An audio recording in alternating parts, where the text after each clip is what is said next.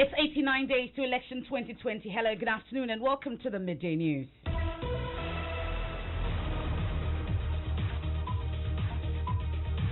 And as we continue to celebrate 25 years of fearless and impactful journalism, this bulletin is coming to you live from Joy 99.7 FM studios here in Kukumlemle. A digital address GA0993341. Also live on Love 99.5 FM in Kumasi. Affiliates across the country, including ATL FM in Cape Coast, Radio Max in Takrade. We're on the world at myjoyonline.com. In this edition, over a dozen luxury vehicles burnt in a fire outbreak at Agric Kokode, a community in the Ashanti regional capital, Kumasi. How much have you lost so far? About 270,000. See, the Highlander is 2015, and the cost is about 140. And the RAV4 is 2018, and the cost is 130. We're live on the ground. 28 police personnel dismissed for unprofessional conduct, including alcoholism and misuse of firearms. We have details on that. Examination body WAEC says it has handed over some teachers who invigilated the just ended WASI to the security agencies after discovering they took mobile phones and other foreign materials to the exams hall and assisted candidates to cheat. There are also reports on the invigilators sending their mobile phones to the examination halls. Some proprietors of schools and vigilators were complicit. And in our COVID impact stories, we'll take you to the coastal community of Apawu in the western region, where children of school-going age are spending their time idling along the beaches. Children will be playing. They might be going somewhere. It's dangerous. For me, I believe if the school is open, it's even better. In sports, former board member of Kumasi, Asan Tekoroko, Listo Obukasin questioned the Porcupine Warriors' decision to play in the CAF Intercontinental Competition. And later,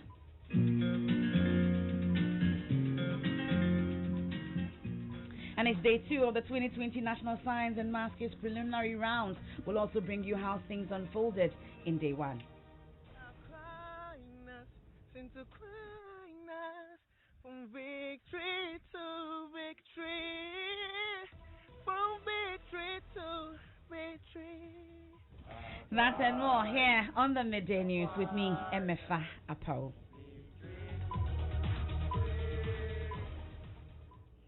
And our very first story for this afternoon, over a dozen luxury vehicles have been burnt in a fire outbreak at Agric Kokode in Kumasi.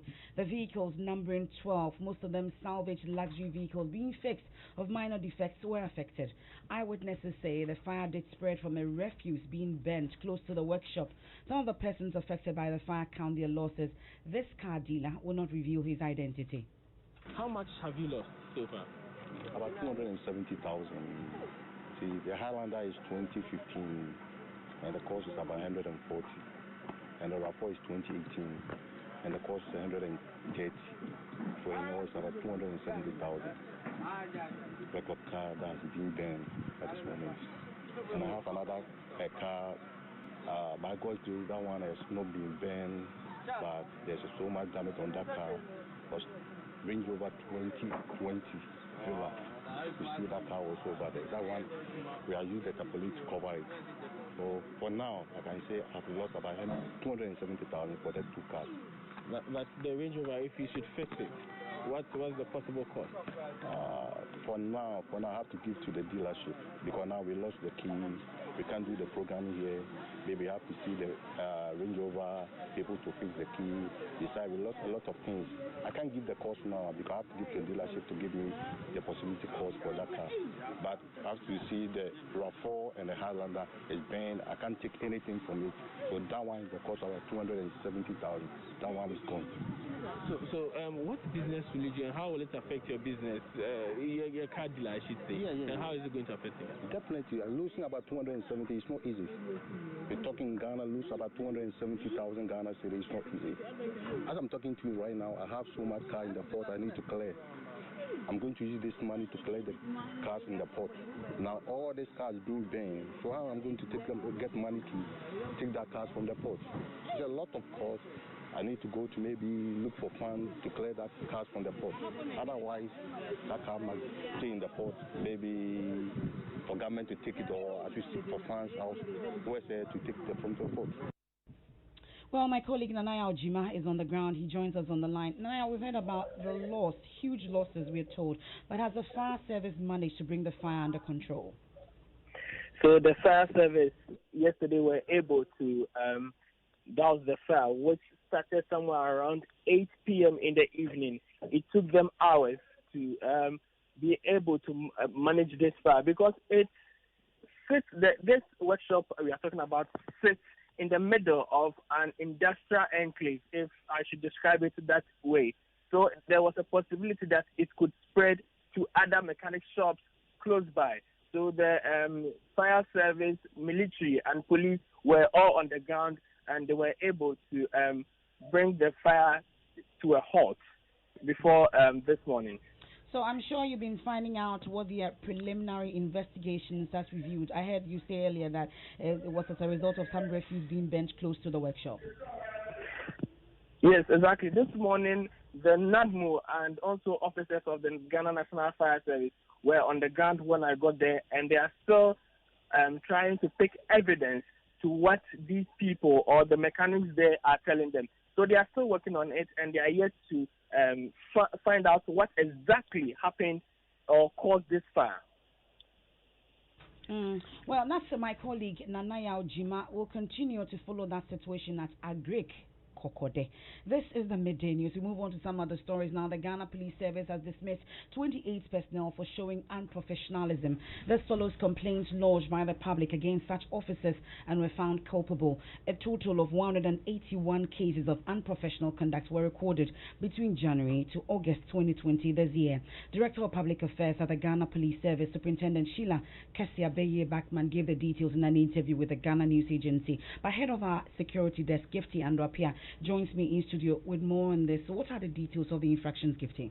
So you've said some of them, and the rest is that 151 of the 181 cases were investigated and found to be partially true. So aside from the 28 officers who have been dismissed, some actually had their ranks reduced. So let me go through the offenses for which they were dismissed, and others had their ranks reduced. Misconducts, the misconducts include drunkenness on duty, negligence that led to prisoner escape from lawful custody. We've had a couple of those stories within a year under review, which is between January and August 2020, and insubordination. We also have offenses such as doing part-time businesses without permission. We have offenses such as absenteeism without permission, failure to make entry in official documents, and misuse of firearms. And those who were involved rank from constables to deputy superintendent of police to superintendent and then assistant commissioner of police. And she said also that in 2009, out of the 291 complaints that they received against police officers, 191 of them were proven guilty. And apart from these sanctions, 43 police officers at the police headquarters have also been commended. They're looking to improve the service and the behavior among the servicemen. And in light of this, they're asking the public to, volunteer information or to report some of these cases if you feel that a police officer has been unprofessional towards you. Thank you very much. That's Gifty Andropia. She's the head of our security desk here at Joy News. Let's hit the streets now. This time we're heading to Ochimang, and a group calling itself Concerned Citizens of the Area have this morning been demonstrating against what they describe as an endorsement of ethnocentric comments by the NDC flag bearer John Mahama. The former president has been criticized by leading members of government for sharing a social media post which allegedly described people of Achim as Sakawa. The protesters, made up of natives from the three Achim states, Ebuakwa, Bosome, and Kotoku, are clad in red attires with placards bearing inscriptions such as NDC and Mahama, where are your policies, no more NDC tribalism and politics of insults. Convener of the group, Archibald Inchiakwa, says they will continue to mount pressure on John Mahama to retract and apologize. Sometime. We cannot let this thing continue. Once upon a time, we were Achim Mafia. Some time ago, Shebi was described as the headquarters of Galamsey. Mamezu, the Sancho Regional NEC Secretary, once said that the Ochihine himself and his people share the same water with animals. This thing cannot continue. So all the that we are saying is that the various figures in government belong to a political party. They have their individual names. If there's a policy or a program the government intends to roll out that you disagree, criticize the policy, individuate the argument, situate the argument properly. But to take a name registered to a people, a name registered to a kingdom, and to attach such an awful character like Sakawa, that is what we are saying. It is unacceptable, it is improper, it is scandalous, it is slanderous, it is something that as a for we cannot let it go. So all that we are asking is that Your Excellency, it was in batches, retract that statement and apologize to Nananum, apologize to Achimfo, apologize to Ghana for, so that we move forward. That is all that we are saying. That's the convener of the group, Archibald in Chakwa. Our Eastern Regional Correspondent, Maxwell Kudeko, is with the protesters. He joins us live. Maxwell, we know that earlier the group clashed with the police over the use of muskets. Tell us more about it. Well, the police insisted that they were not going to allow the chiefs to use musketry because it may end up creating scenes. So they seized one of the musketry belonging to the leader of the Amantam Miyansa, who happens to be the Apawu. It took almost about 2 hours to calm tempers down. So finally, the demonstration commenced. They walked through the principal street of Asamankase, and as I speak with you, the demonstration have ended peacefully at the forecourt of the Asamankase Chief's Palace, where the leaders addressed thousands of crowds that joined the protest from the 3 Achim states. And what exactly are they demanding at this point? They are demanding a retraction and apology from the leader of the NDC, Mr. John Dramani Mahama, on the comments he made that they describe as quite ridiculing to the Achim state. They say that they have given the president 2 days to withdraw and apologize, else they will advise themselves accordingly. The chief of the Apawu, who happens to be the leader of the Amantua Miyansa group, says that they are going to ensure that Mr. John Mahama will try and apologize, as the chiefs within the 3 states would advise themselves accordingly. Leader of the convener, Mr. Archibald, also said that after 2 days, if the president do not retract and apologize, they are going to hold demonstrations such as this in all the major towns within the 3 Achim states to protest against the comment by the president. They believe that the president's comment is a deliberate attempt to ridicule the Achim people in this country. Thank you very much. That's Maxwell Kudeko. He's our Eastern Regional Correspondent. Now, the West African Examination Council says some invigilators and teachers at some examination centers took mobile phones to the exam hall and dictated answers to candidates at the just-ended West Africa Senior High School Certificate examination. The exams body says the invigilators who were complicit have been identified and are currently facing action. Latif Idris attended the news conference addressed by Wayek in Accra yesterday. He joins me in studio with more on this. So what is the extent of the infraction by these invigilators? So essentially what these invigilators did, some of them took mobile phones, some of them carried pamphlets. In these pamphlets were answers to questions in the WASI exams that were being taken at the time. So in the exams hall, they were dictating to the students. So they read question 1, and then they have the answers in the pamphlet. So they dictate, and then these candidates wrote it in the answer sheet and submitted it afterwards. These are some of the infractions WAEC notified us at the press conference yesterday.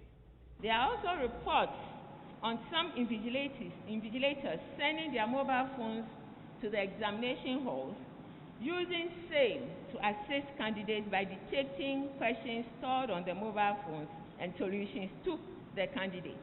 Some proprietors of schools and vigilators were complicit in this unfortunate act. We'll mention some of them. These people are even already in the social media and are already out there in the public domain.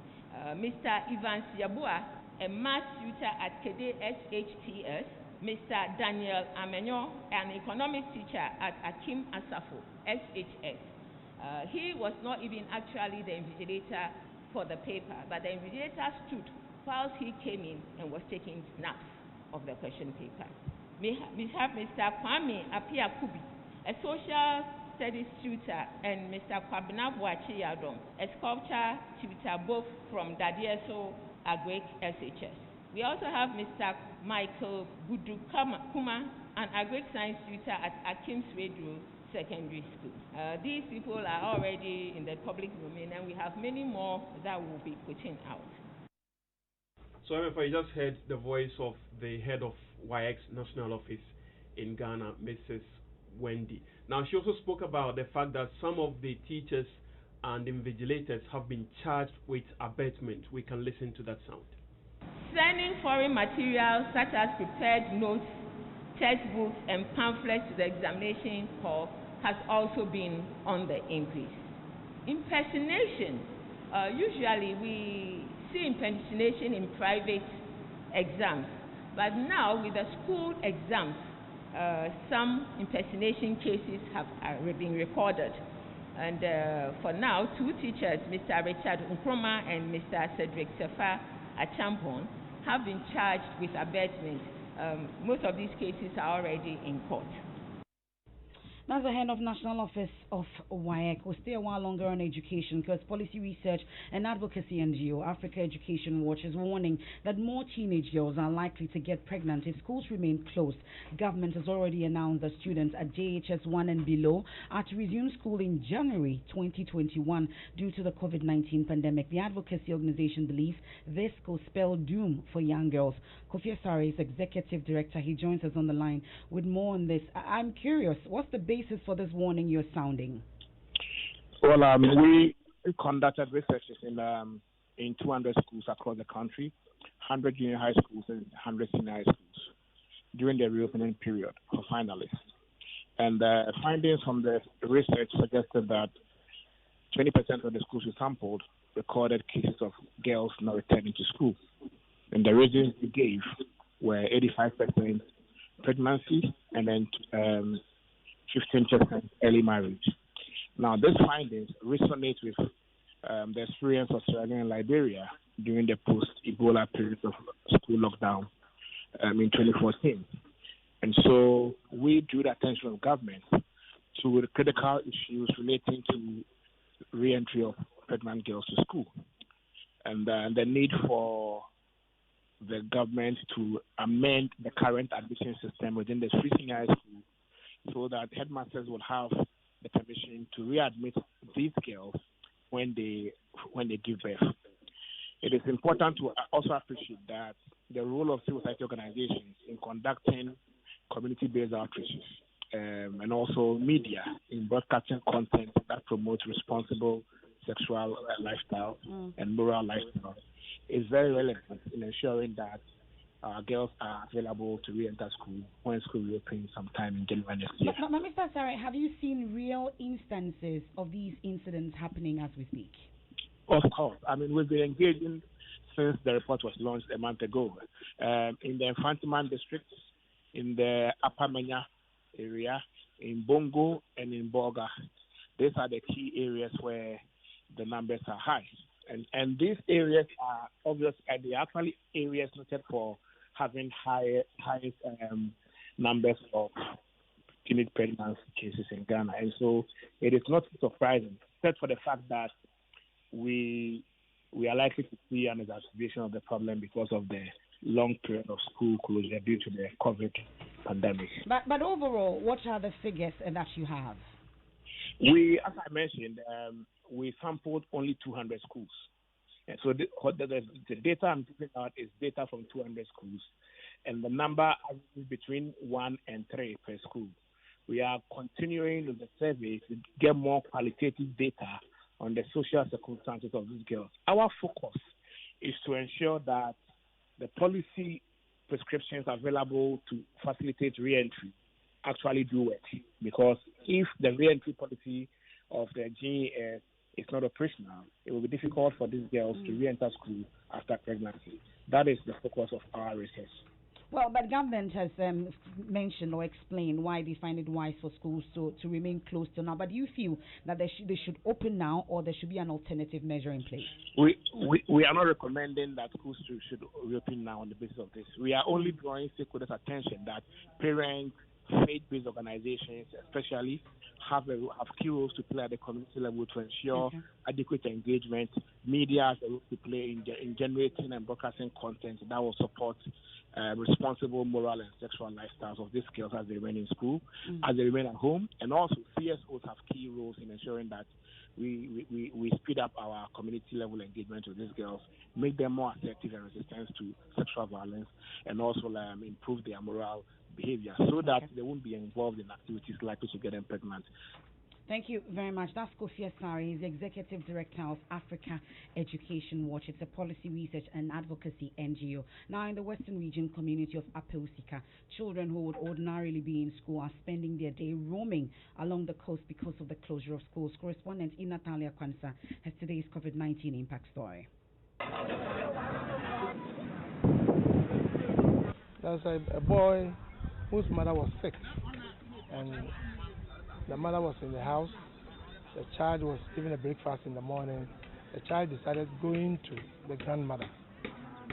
So the mother thought that would be safe. The child went to grandmother. Unfortunately, he could not meet the grandmother. The grandmother had then traveled. The boy then followed friends to the seashore. And the new sea defense wall and the harbor that is being built in Agrim, the children went as far as to that area, and one of them, that boy in particular, fell into the sea. Nobody saw him. The children, the rest of the children ran. Seashores and schools have at least one goal in common. The shore keeps the sea at bay, and the school keeps children from loitering about. But with coronavirus pandemic resulting in schools closure, children have regained freedom to roam wild, playing catch me if you can with frustrated parents.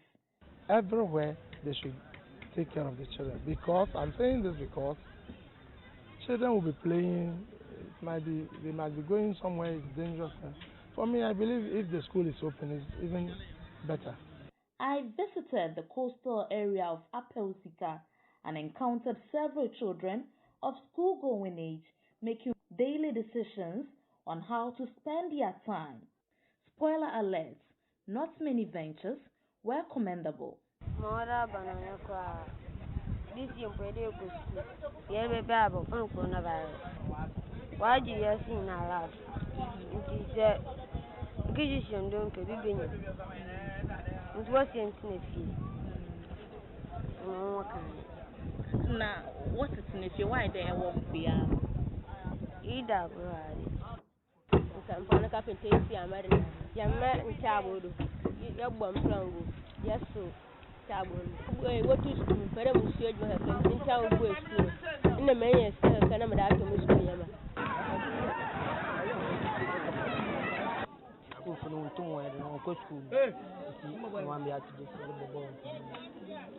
Until school reopens, parents will live along the coastal communities will continue to live in fear of recording deaths as children continue to play along the seashore as they await reopening of the next academic year.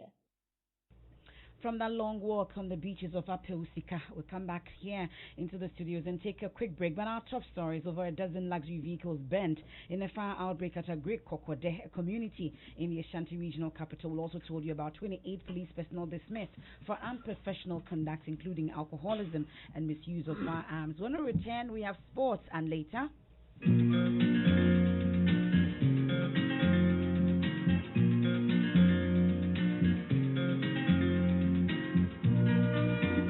we bring you updates on day 2 of the 2020 National Science and Maths Quiz preliminary rounds.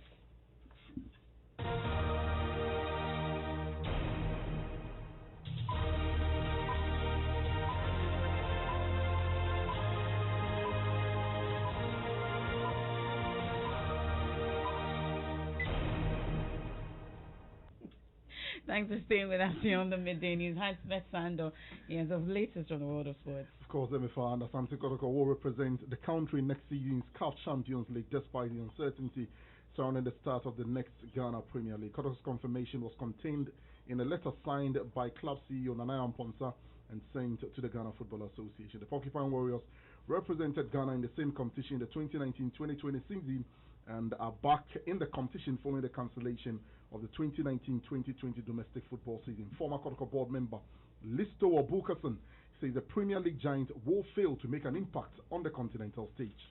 Before you get to go to Africa, you need to have, I call a very formidable head and a team that is very telepathic to the extent that you are able to play consistent football. You are able to make an impact going to Africa. As Antikotoko, as we speak, do not have a team following from even before the COVID. We were not nitty, we were not creative, we were not formidable. We were kind of very dry and we were not consistent. So we were kind of trying to refill the team under Maxwell credit. And unfortunately, the world got struck by COVID and affected everything, including our football. Apart from that, the team has not the team does not have that kind of shape, if you like, because I'm not sure when the last time was that the team actually trained. A former board member of Asante Kotoko, Liso Obukason, and Emefa two-time Olympic champion Caster Semenya has lost an appeal against the restriction of testosterone in female athletes. And under World Athletics guidelines introduced last year, Semenya would have to take testosterone-reducing drugs in order to compete in races from 400 meters to a mile, which the 29-year-old has chosen not to do. Thank you very much, Hans. Now, I was rejected and others thought I would have eaten grass. By His grace and your support, I am now going to live a dignified life. These were the words of 80-year-old Dari Pogo, who had all 10 fingers and toes except the big ones chopped off as a result of leprosy when Vice President Dr. Mahmoud Baumia handed over a 2-bedroom house to her. Joining his Upper West correspondent Rafiq Salam has the rest of the story.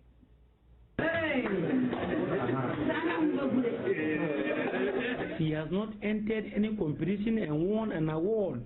Neither has she won any lottery. It is the price of good and impactful journalism. Join with Sir Kwame Boateng in a hotline documentary titled Withered Skins, highlighted the squalid and dehumanizing conditions she has been living under at an outlandish Motoro community. Darapoko contracted leprosy at an early age and as a result had all 10 fingers and toes except the big ones chopped off. Vice President Dr. Mahmoud Baumia was touched when he watched the documentary and directed Apawu's regional minister, Dr. Hafiz bin Sali, to donate some food items and 2,000 Ghana cedis for her upkeep, and secondly, construct a modest house for her. Construction of the 2-bedroom house, hall, and other ancillary facilities took off immediately after the donation, and within 7 weeks, the house was ready for the octogenarian to live a once loved, jaded, death-trap mud-built structure that will not even pass for pen for animals in peri-urban areas. Vice President Dr. Baumia defied the rain and rolled into the Motoro community, walking in a muddy, slippery tiny farm road to hand over the house to Darapoko. And just to see the smile on her face with her grandchild Ajara, who is here, really brings so much pleasure to my heart, and I'm sure she's also very, very happy. And I think this is how we should, live as, people here in Ghana and in the world. We should take care of the very poor and the vulnerable. In her state, she is not able to work and all of that. But we should also know that cured lepers are not people that should be ostracized, and they are not people that should be abandoned. Cured lepers cannot pass on the leprosy to you. Once they are cured, they are cured.